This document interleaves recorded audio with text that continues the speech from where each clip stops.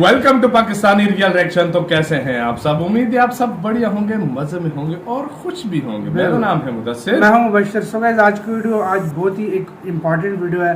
तो वीडियो का जो टाइटल वो है, आखिर कैसे अपनी टेक्नोलॉजी से एयरटेल बीट कर रहा है जियो को। हाउ एयरटेल इज बीटिंग जियो। मतलब आपको पता है इंडिया के दो सबसे बड़े नेटवर्क्स हैं, एक एयरटेल है, एक जियो है। बिल्कुल। तो जियो ने तो मतलब एक रेवोल्यूशन लाया था इंडिया में सबसे सस्ता नेट देने का। तब सारे महंगे थे, एयरटेल महंगा था सारे, लेकिन जियो ने तो मैं कहता हूँ ऐसी तबाही फेरी है कि उसके बाद लेकिन अब क्या हो रहा है कि एयरटेल बीट कर रहा है जियो को। अब ये हमें खुद नहीं पता क्या हुआ है। ये पहले वीडियो देखेंगे, गेट सेट फ्लाई फैक्ट का वीडियो है। इनकी वीडियो का ओरिजिनल लिंक मिल जाएगा डिस्क्रिप्शन में और इनकी हर बात फैक्ट्स पे होती है। तो देखते हैं बिना किसी देरी के। और आप लोगों से क्वेश्चन है, आप लोग कौन सा यूज करते हैं सिम कार्ड, एयरटेल या जियो? ये हमें कमेंट सेक्शन में प्लीज लाजमी बताइएगा। तो भाई बिना किसी देरी के देखते हैं, काउंटडाउन करते हैं 3 2 1 and start. This morning, I start with the newest and the youngest member of the Reliance family, Jio. ये जब 2016 में अपने मोटा भाई मुकेश अंबानी ने जियो को लॉन्च करके पूरे देश में तहलका मचा दिया था। और जियो का ये तहलका जंगल में लगी आग की तरह लोग लाइनों में खड़े होते थे, जिसे देखो घंटों घंटों लाइन में। मेरे ख्याल से शुरू में नेट भी फ्री दिया था इन्होंने। ऊपर से मोटा भाई ने बम्पर ऑफर की तरह जियो सिम कार्ड के साथ जियो फोन भी लॉन्च किया। Let me introduce India का intelligent smartphone presenting the Jio phone, जिसके कारण देश के दूर पिछड़े गांव के लोग भी इंटरनेट की दुनिया में प्रवेश कर पा रहे थे। और यही वो वजह थी जिस वजह से 2017 में इंडिया को दुनिया में सबसे ज्यादा मोबाइल डेटा यूज करने का खिताब मिला। पर दूसरी तरफ जंगल में लगी इस आग के शिकार दूसरी मौजूदा टेलीकॉम कंपनीज बनी। एंड माइंड यू, इस आग ने तो मोटा भाई के छोटा भाई यानी कि अनिल अंबानी की रिलायंस कम्युनिकेशंस को तक नहीं छोड़ा, उन्हें भी राख कर दिया। और बात करें दूसरी कंपनीज जैसे वोडाफोन, आइडिया, टेलीनॉर, डोकोमो जैसी भी बड़ी बड़ी कंपनियों को मजबूरन मर्ज होना पड़ा सरवाइव करने के लिए। लेकिन फिर अचानक से कहानी में आता है एक ट्विस्ट। 2020 में जियो को टक्कर देते हुए एयरटेल बहुत ही तेजी से आगे बढ़ते हैं। देखते ही देखते एयरटेल के टोटल 34 करोड़ एक्टिव सब्सक्राइबर्स हो गए थे। और वहीं पर जियो ने 35 लाख सब्सक्राइबर्स खोकर खुद के टोटल काउंट को कर दिया था 32.4। मतलब कम हो गया था उससे। एक रिपोर्ट के अनुसार जनवरी 2021 में जियो और वोडाफोन के 1.4 करोड़ यूजर्स ने अपने नंबर को एयरटेल में पोर्ट करवा लिया। आखिर अचानक ऐसा क्या हुआ था कि एयरटेल जियो से इतना आगे निकल रहा था? ऐसी कौन सी स्ट्रैटेजीज एयरटेल अपना रहा था जिस वजह से उसने मार्केट को टेक ओवर कर लिया? इंडिया की चॉइस बदल गई है, और वो भी बिना जियो के जैसे फ्री में सिम कार्ड्स बांट के। और क्या इसके चलते टेलीकॉम इंडस्ट्री को राज करने वाला है। वेल फ्रेंड्स, हेलो, मैं हूं गौरव और आज के इस वीडियो में हम जानेंगे कि आखिर out of the very many telecom companies how is Airtel beating Jio. क्योंकि इसको कोई बीट ही नहीं कर सकता। सबसे पहले तो जानते हैं कि जियो के आने के बाद किसको कितना बड़ा फटका पड़ा। बेसिकली जियो के आने से पहले अलग अलग कंपनियों वाली टेलीकॉम इंडस्ट्री मानो एक हरे भरे से एयरटेल भी थी, वोडाफोन भी थी। आपको याद होंगे वो दिन जब 1 GB डेटा के लिए हमें 200 रुपए देते थे। रोड डेटा, सच वाला डेटा जिसमें साला व्हाट्सएप के अलावा कुछ यूज ही नहीं कर सकते। फिर उसके बाद एक दिन अचानक से एंट्री होती है जियो की, जो कि एक मधुमक्खी की तरह सारे कंपनियों को डंक मारा। और जियो के इस भयंकर डंक का सबसे बड़ा शिकार हुआ एयरसेल, जिसने फरवरी 2018 में नेशनल कंपनीज लॉ ट्रिब्यूनल को ये कह दिया कि भैया मार्केट में बढ़ते कंपटीशन और 15,000 करोड़ के कर्ज के कारण हमारा तो दिवाला निकल चुका है। इस वक्त एयरसेल की ऐसी हालत देखकर वोडाफोन और आइडिया जैसी बड़ी बड़ी कंपनियों को भी अगस्त 2018 में ये मर्ज हो गई थी। अब जहां पर मार्केट लीडर्स का ये हाल था, वही टेलीनॉर जैसी कंपनियां जो उस वक्त मोबाइल नेटवर्क प्रोवाइड करती थी, उसे तो फरवरी 2017 में ही अपना धन दौलत, अपनी बिल्डिंगे, लाइसेंसेस, कस्टमर्स सब कुछ एयरटेल को लगभग मुफ्त में दे। टेलीनॉर कंपनी में काम करने वाले 20,044 एम्प्लॉइज रातों रात बेरोजगार। पर एम्पायरिकली अगर देखा जाए तो ये तो कुछ भी नहीं था। इंडिया में कोरोना के फर्स्ट वेव के बाद अनएम्प्लॉयमेंट रेट 14.5% सीधा 23.5% हो गया।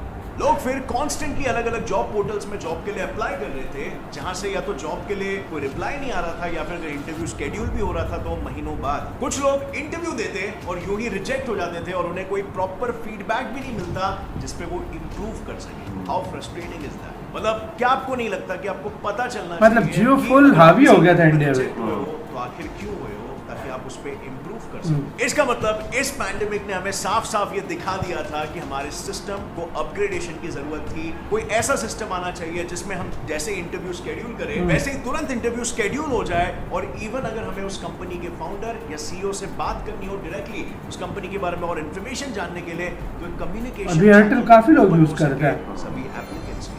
I mean, आप डायरेक्टली उस कंपनी के हायरिंग मैनेजर से ही पूछ सकते हो कि इस पर्टिकुलर जॉब रोल के लिए आप परफेक्ट मैच हो कि नहीं, मतलब आपके स्किल्स क्या ये वही स्किल्स है जो उस कंपनी को अपने टीम में चाहिए। लेकिन मुफ्त में क्यों? वेल, वो इसीलिए क्योंकि टेलीनॉर भी कर्ज में डूब रही थी और तब डूबते को तिनके के सहारे जैसा उसे एयरटेल ही अच्छा, एयरटेल के बोला पास गए। कि तू मुझे सब फ्री में दे दे, तेरा फ्री कर्ज में? मैं चुका अच्छा, दूंगा। कर्ज मैं जिसके चुका बाद दूंगा। फिर से जुलाई 2019 में 130 करोड़ का लॉस झेलने के बाद टाटा डोकोमो को भी कर्ज से निकलने के लिए अपने मसीहा एयरटेल के साथ टाटा भी मार जुआ। इस सब के दौरान जियो बैकग्राउंड में धन धनाधन जी रहा था, क्योंकि अपने धमाकेदार एंट्री सबका बेड़ा और सिर्फ 2 ही साल सबका बेड़ा गर्क करके जियो बहुत करोड़ से भी ज्यादा सब्सक्राइबर्स हो चुके थे।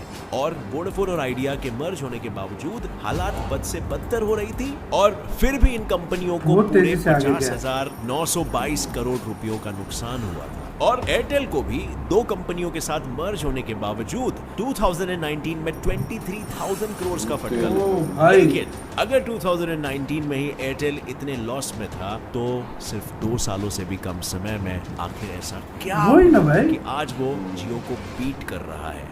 यहाँ पे आती है इंटरेस्टिंग कहानी।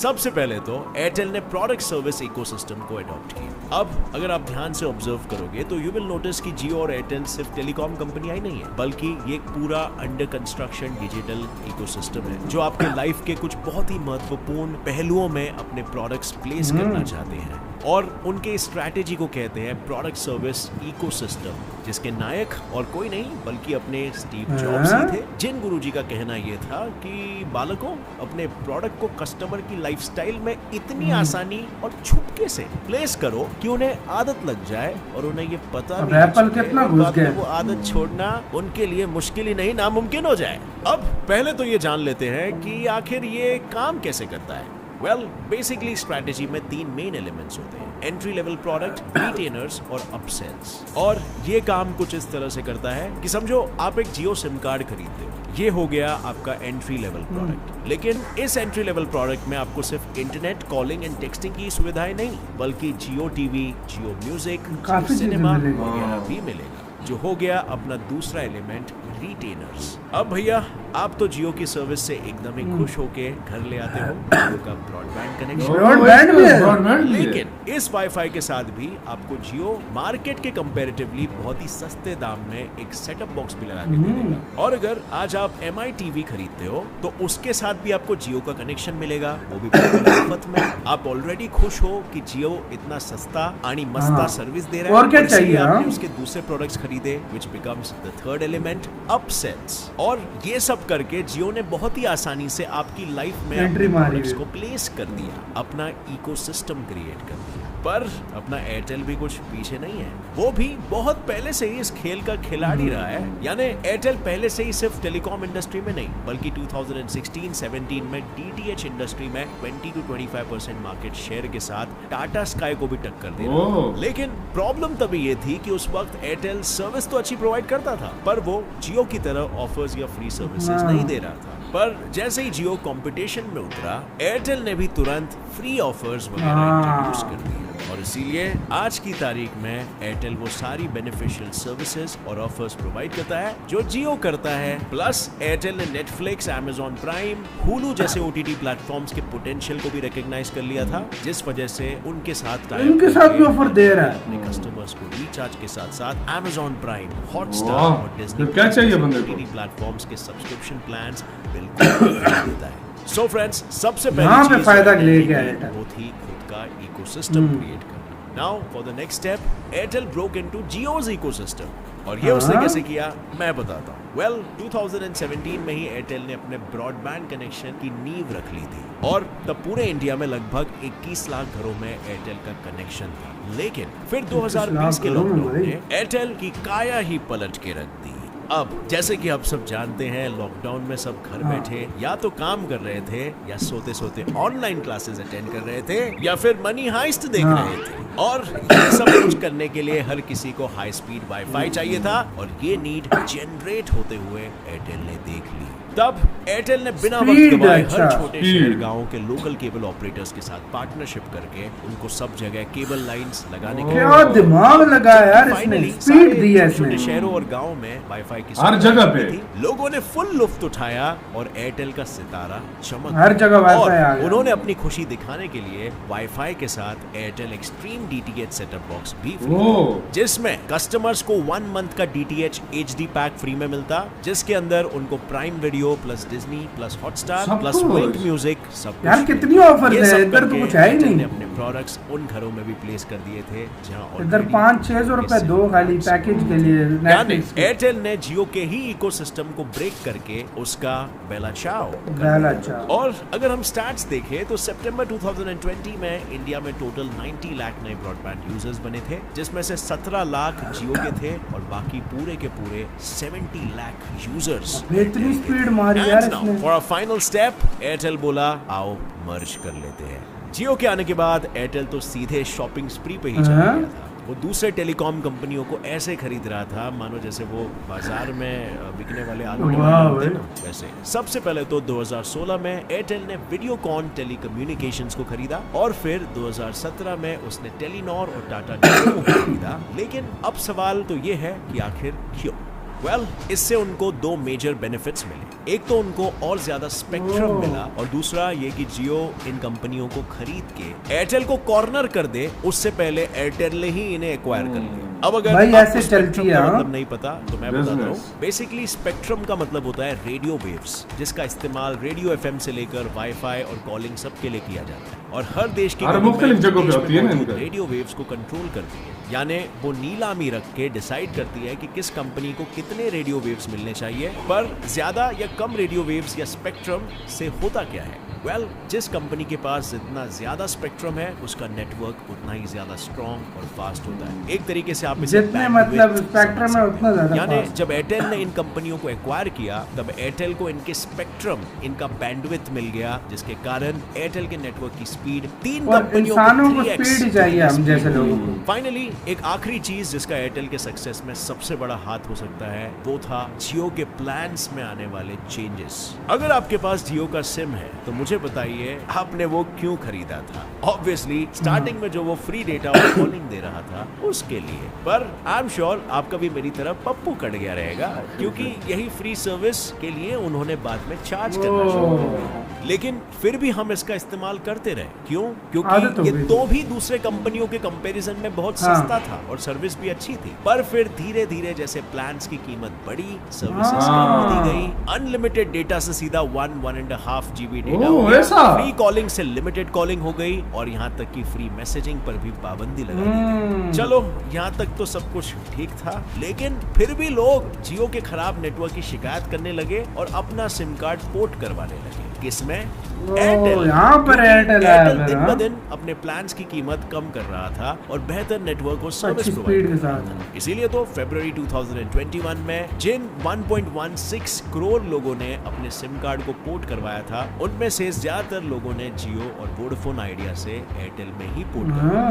बिजनेस इनसाइडर ने जुलाई 2021 को ये आर्टिकल पब्लिश किया जिसका कहना यह है कि जियो और एयरटेल के बीच की जंग में जियो फिर एक बार आगे निकल रहा है। मतलब अगर हम मार्च और अप्रैल 2021 की बात करें तो जियो ने अपने नेटवर्क पर 1.2 करोड़ नए सब्सक्राइबर्स ऐड किए। क्या हो रहा है भाई? कभी कोई आगे देख कर एयरटेल ने 50 लाख से भी कम। तो फिर क्या इतना सब करने के बाद भी एयरटेल इस जंग में हार गया था? तो क्या फिर से आगे बढ़ने के लिए एयरटेल के पास कोई प्लान है या नहीं?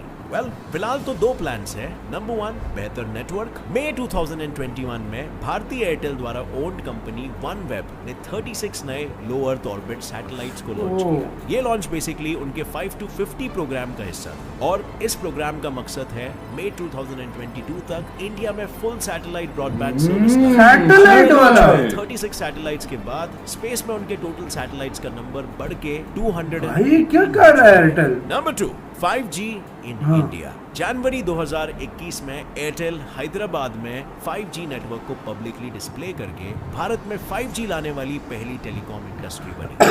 Delighted to tell you that we have the first in India to successfully demonstrate live 5G over a commercial network in our own city of Hyderabad. उन्होंने ये सेम डेमोन्स्ट्रेशन लाइव दिखाया लोगों को में भी किया, जहां मुंबई में 5G की स्पीड पूरे 1000 1 Mbps GB और अब एयरटेल दुनिया के सबसे बड़े माइक्रो प्रोसेसर 1 GB की स्पीड दी है सेकंड में। इंटेल के साथ कोलैब करके जल्द से जल्द 5G को इंडिया में लाने के लिए रेस में आगे बढ़ निकल जाएगा। और उनका कहना यह है कि वो जनवरी 2022 तक इंडिया के बड़े बड़े शहरों में 5G को लेकर बहुत आ स्मार्ट कर रहे हैं लेकिन इंडिया को। अब जब एयरटेल अपनी जीत वापस हासिल करने के लिए इतना सब कर रहा है तो क्या लगता है आपको जियो पीछे नहीं। रहेगा? Of course no, right?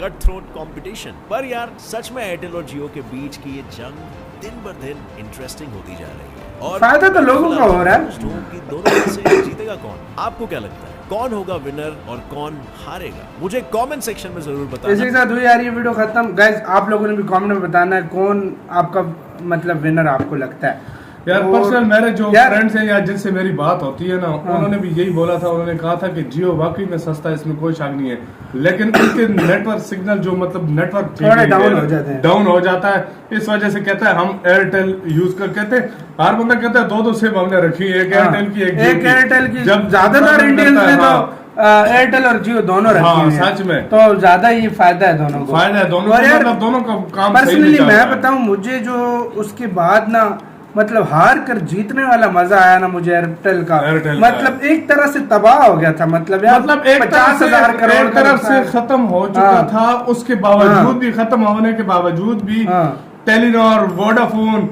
और इनको जो है ना आपस में मर्ज merge कर किया, दिया, उसके हाँ, बाद खरीद अपने लिया, हाँ। स्पेशल स्मार्ट आइडियाज लाया हाँ। और फिर से उससे आगे निकल गया। फिर से आ गया है और इंडिया में पहली दफा 5G लाने वाला एयरटेल है, ठीक है। और सैटेलाइट वाला मेरा सैटेलाइट- दिमाग घूम गया और जब मैं खुद सैटेलाइट से सैटेलाइट से इंटरनेट इंटरनेट का कनेक्शन इंतजाम कर रहा है अभी। यार मतलब ये अगर हो गया ना, और इसने सबसे पहले एयरटेल ने हाँ, कर दिया, मैं कहता हूँ सब लोग यही जियो और जियो का इस जगह पे बहुत ज्यादा फायदा जाता है कि जियो के आने के बाद सबसे सस्ता नेट नेट मिला है और उसकी कंपनी वजह ने से भी दिया। जियो का हाँ, ये फायदा हुआ ये है। मुझे बहुत अच्छा लगा जियो। मुझे खुद जियो हाँ। की वजह से ये फायदा हुआ है कि 1 GB अगर 200 का मिलता था, अभी गाइस पर बताए पैकेजेस पता नहीं मतलब यार गाइस अभी दोनों के अगर मुझे हाँ। पैकेजेस बताएं, एयरटेल यूजर भी बताएं और जियो वाले भी बताएं किसका पैकेज कितने का आ रहा है। मुझे नहीं पता, हमें खुद नहीं पता किस हाँ, हिसाब से दे रहे हाँ, हैं पैकेज। मतलब वो कि आप अगर एयरटेल क्या पैकेज दे रहा है और जियो क्या दे रहा है, स्पीड मंथली आपको किस किस हिसाब से अच्छी एयरटेल लगती दे रहा है या हाँ। जियो किस तरह दे रहा है, या वो आप हमें कमेंट सेक्शन में और आप कितने जीबी दे रहे हैं वो और भी आपको बता सकते हैं। स्पीड कैसी लगती है, किसकी अच्छी एयरटेल की अच्छी लगती है हाँ। या जियो की, वो भी ये हमें भी कमेंट बताएं। सेक्शन में जरूर तो गाइस बताइएगा। आपका फेवरेट कौन सा है ये भी बताइएगा। तो बिल्कुल। इधर ही वीडियो खत्म करते हैं। अपना बहुत ज्यादा ख्याल रखना। यार बाय।